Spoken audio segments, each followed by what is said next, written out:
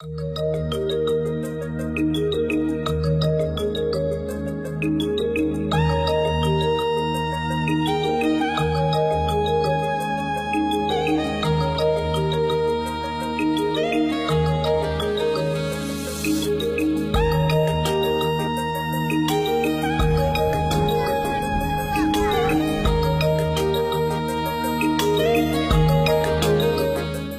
it was a war to liberate Uganda from tyranny, bad governance, and turmoil.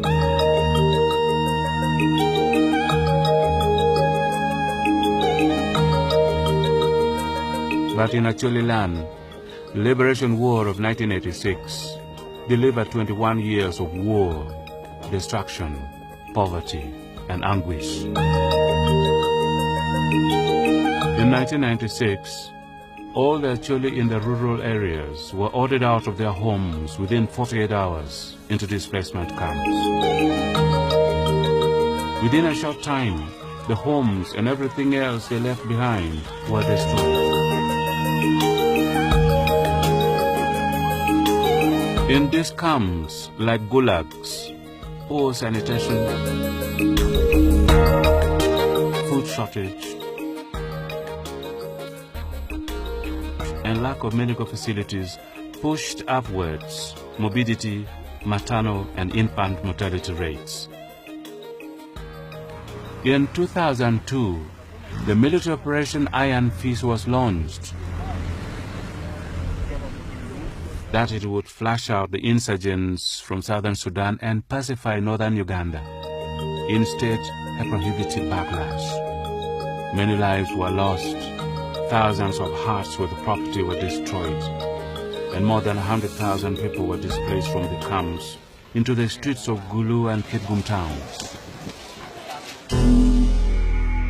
Nothing could have dealt a more severe blow to the pride, resilience, and heritage of the Acholi than the night commuter phenomenon.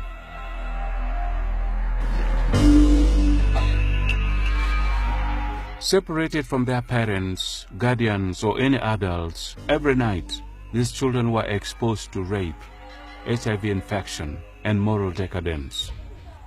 The heaviest single attack on the last frontier of the Acholi heritage and survival, its children, its future. As the night commuter phenomenon persisted, 2 or 3 NGOs responded by providing food and non-food items and later night shelters for the displaced. But among the centers, Teokono, set up by Manuel Mohalu Turumoy and 3 other youths, was unique. But they had no job, no NGO status, no bank account to talk about, but rose to the challenge.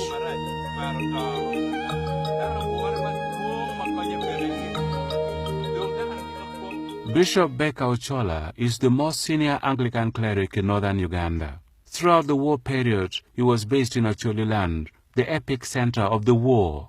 When he came back from Japan, he was given some pocket money. But when he arrived home, he found that there were very needy children, more needy than himself. So instead of using this money, he took the money and really gave to these children by building them a shelter and started doing something for them. That has really impressed me very greatly. At least 600 children found protection and shelter here at Teokono every night, warming themselves at the fireplace and taking part in the storytelling before going to bed.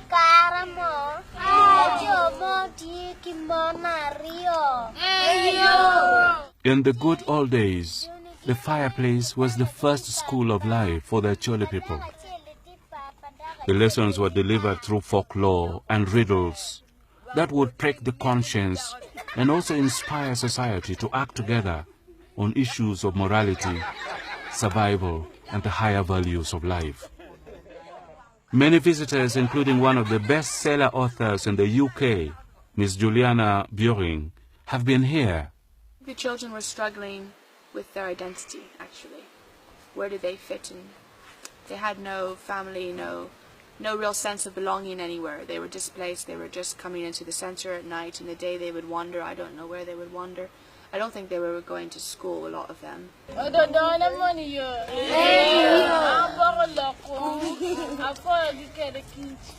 So there's a story of the mouse. He needed to go hunting for his dinner. So he goes along the path that he usually takes to hunt, and he finds that the woman of the house has set for him a trap to catch him.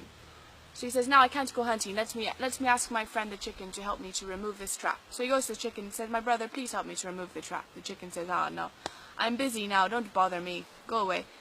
The mouse says, what can I do? So he goes to the goat, and he says, please, my brother, assist me to move this trap. And the goat says, I can't be bothered.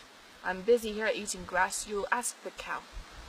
So he goes to the cow and he says, now you are the biggest, you are the toughest and the strongest. You can easily just kick this trap aside for me. And the cow doesn't even answer. He just kicks the mouse all the way home. Mouse says, I'll go home without dinner tonight. He goes to bed. During the night, the old snake comes weaving along the path, doing his night dance. And he comes and he gets caught in the trap. And he starts crying, God, somebody help. And the mother of the house comes running out, now what is this, what is... And she puts her hand down there to find out, and she gets bitten by the snake. And she died that night. The next day, the elders of the village said, now we have to have a ritual cleansing. There's been a death in the house. So they slaughtered the chicken. And now the many people came. They said, now we need to cleanse further. They killed the goat. Now when the funeral came around, the relatives, the family, the whole village came for this funeral. They all knew the woman. They had to have a lot of meat. They killed the cow. And the moral of the story is, someone comes to you for help, you help him, because you don't know when that trouble's coming back around to bite you one day.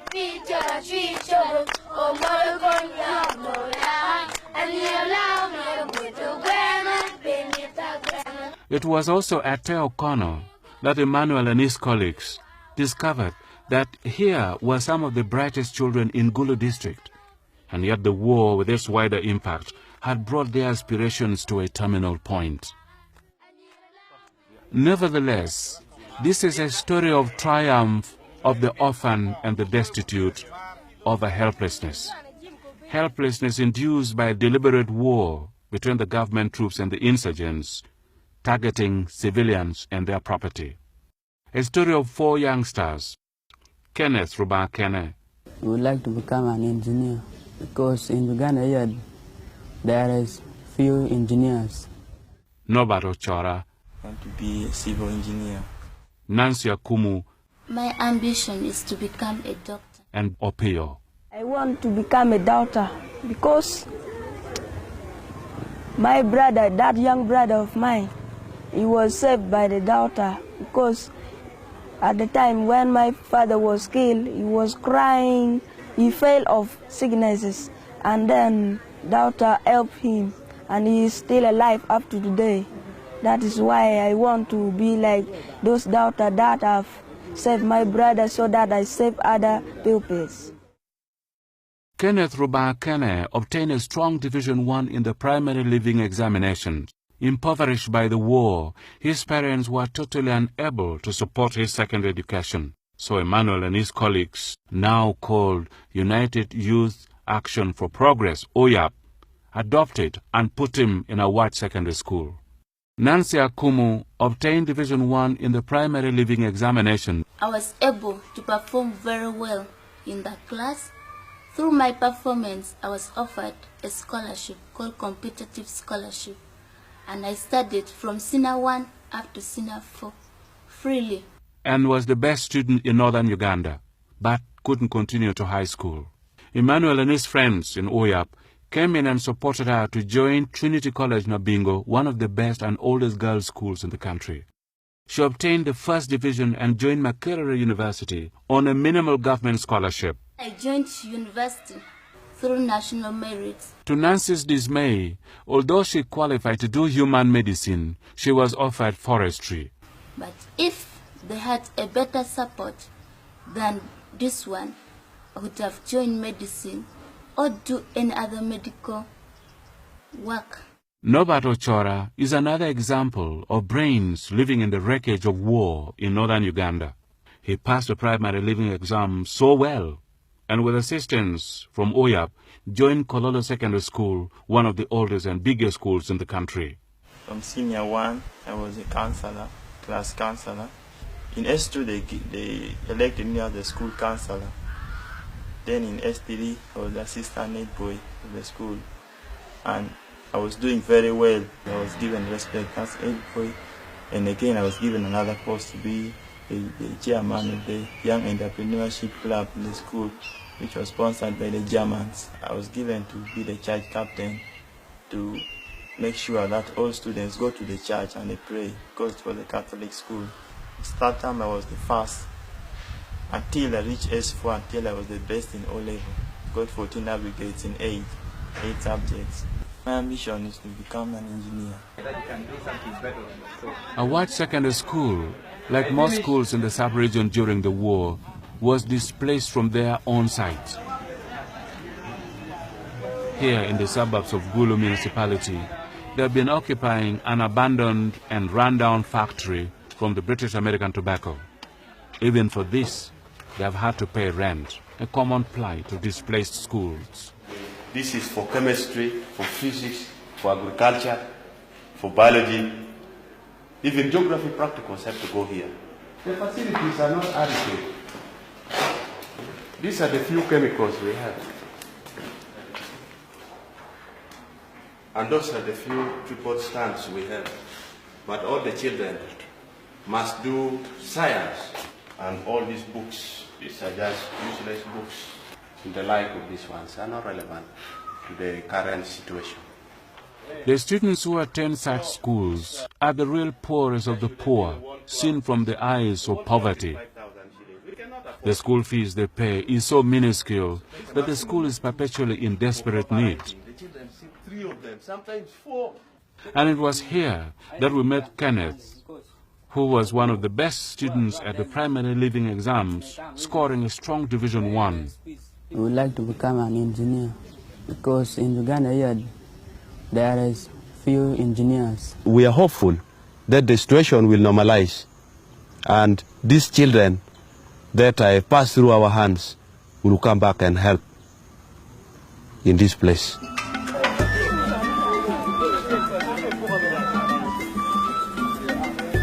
They remind me of my life when I was a street kid.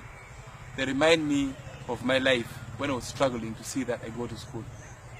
Because I was a father to myself and a father to my other brothers, and a father to those children whose parents died of AIDS. I suffered a lot as a fatherless, as a resourceless. At one point I almost declared myself useless. I went through it all. I was taken some time. I spent some weeks with the rebels. I got out. I struggled to go to school, to pay myself to school. I know what it takes to look for money to go to school. I know the pain widows or orphans go through. By the year 2007, the number of youngsters being supported had risen to 15. Each passing year, a new challenge. From basic needs to tuition or school fees, almost severely outstripping the capacity to care for them. So what will happen to the other brilliant children not absorbed anywhere because of lack of support?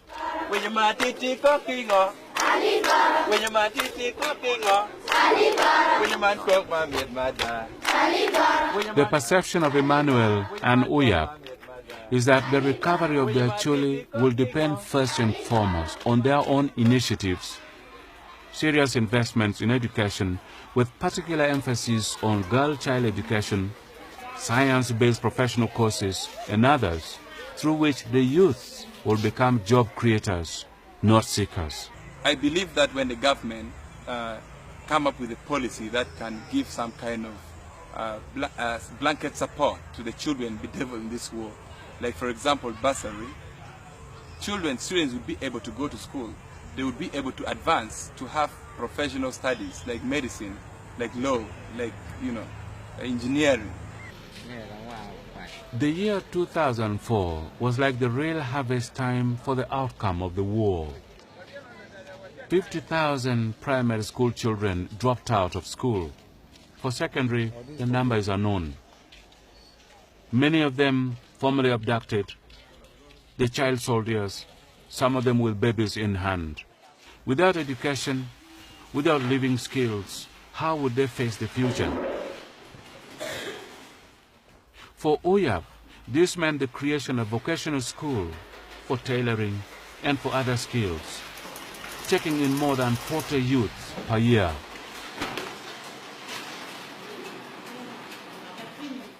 For the communities interned in the camps like gulags, Oyab initiated a voluntary sanitation and medical outreach. Teaming up with medical personnel, Oyab have been able to contribute to better sanitation and to provide HIV/AIDS information. The medical team has been providing treatment and referral services.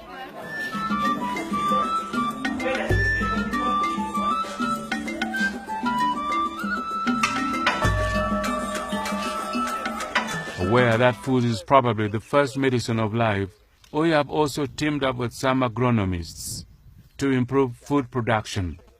Talk of food security in the context of the camps.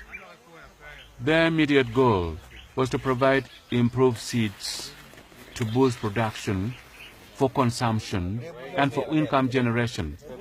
As we were filming this, the first fruits were beginning to show.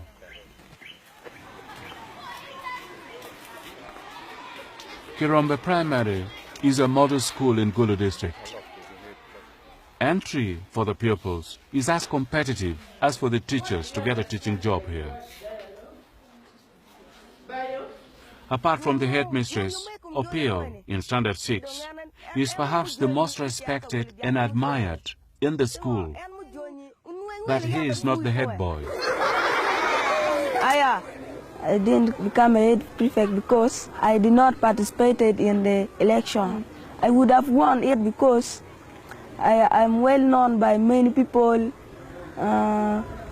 Teachers like me because I make them happy with the pupils all. Opio is a very active boy. He's very serious in class, and he's not a stubborn boy. He's an orphan. Almost 75% of the children are of the category of Opio. Opio is also a top performer in his class. When his father was killed by soldiers, his mama got involved with another man and left Opio and his sibling in the care of an elderly grandma who lives far away from school. On the afternoon we filmed this school, Opio was out of class. Yesterday, you did not find me in the school because after lunch, I have to go home and start cooking food for my young brother. So, if I don't go home at lunch, that means we shall not eat for the day. The boy is 7 years old, and I'm the one who cares for him, and we sleep together with him in that house which was given to us. Living in a small hut on the edge of another family's compound can only explain the extent to which Opio and his sibling are vulnerable and really on their own. On his small radio set, salvaged from a garbage dump, once in a while Opio stumbles on some melodies that spice up their souls momentarily until the realities hit back at him. Sometimes I feel like hanging myself because